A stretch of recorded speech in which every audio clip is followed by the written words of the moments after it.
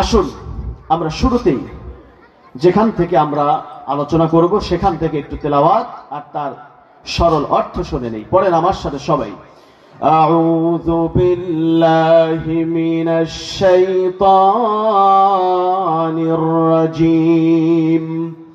বিসমিল্লাহির রহমানির রহিম।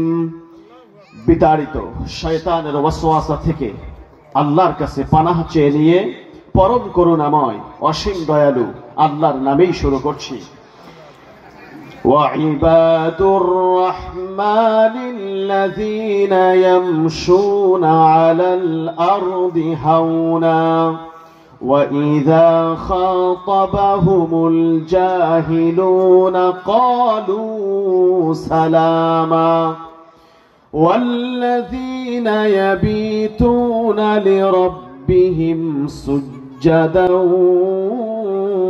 وقياما والذين يقولون ربنا اصرف عنا عذاب جهنم إن عذابها كان غراما إنها ساءت مستقرا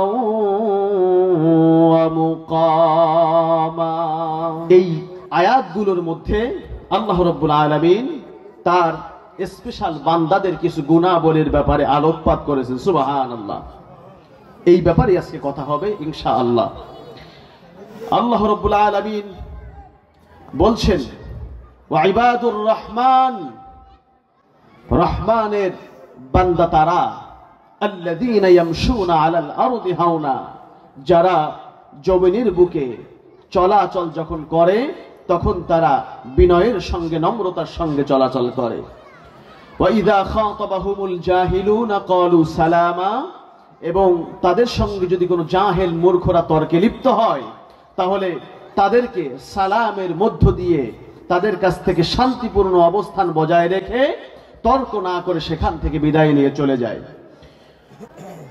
ওয়াল্লাযীনা ইয়াবিতুনা লিরাব্বিহিম সুজদান ওয়া কিয়ামা, এবং রহমানের বান্দাদের আরেকটা গুণাবলী হচ্ছে তারা রাত কাটায় সাজদারত অবস্থায় এবং কিয়ামরত অবস্থায়। সুবহানাল্লাহ।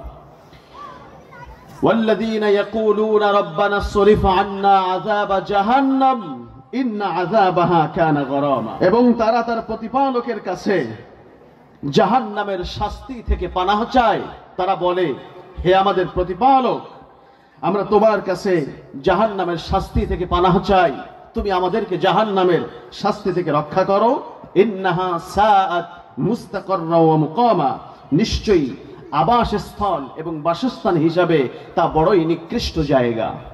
আজকের তেলাওয়াতকৃত আয়াতের সরল অনুবাদ শেষ হলো। আসুন আমরা সূরা ফুরকানের প্রাথমিক তথ্যের দিকে চলে যাই। সূরা ফুরকান এটা হচ্ছে কোরআনে কারীমের 25 অর্থাৎ 25 নম্বর চ্যাপ্টার। এই চ্যাপ্টারটার নাম হচ্ছে ফুরকান, অর্থাৎ যেটাকে আমরা সূরা বলে চিনে থাকি। এই সূরার প্রথম আয়াত থেকেই এই সূরাটির নামকরণ করা হয়েছে। ফুরকান শব্দটি নিয়ে এই সূরাটির নামকরণ করা হয়েছে। আমরা ভূমিকায় বলেছি ফুরকান শব্দের অর্থ কি। ফুরকান যেটাকে বলা হয় আল ফারকু বাইনাল হাক্কি ওয়াল বাতিল, ফুরকান বলা হয় ওই গ্রন্থকে যা সত্য এবং মিথ্যার মধ্যে পার্থক্য করতে পারে। ফুরকান হচ্ছে কোরআনে কারীমের আরেকটি নাম। আমরা জানি মহাগ্রন্থ আল কোরআনের অনেক নাম রয়েছে। কোরআনের নাম হচ্ছে কোরআন, কোরআনের নাম হচ্ছে ফুরকান, কোরআনের নাম হচ্ছে হুদা, কোরআনের নাম হচ্ছে শিফা, কোরআনের নাম হচ্ছে তানজিল। এভাবে কোরআনের অনেক নাম রয়েছে। এই নাম সমূহের মধ্যে অন্যতম একটি নাম হচ্ছে আল ফুরকান।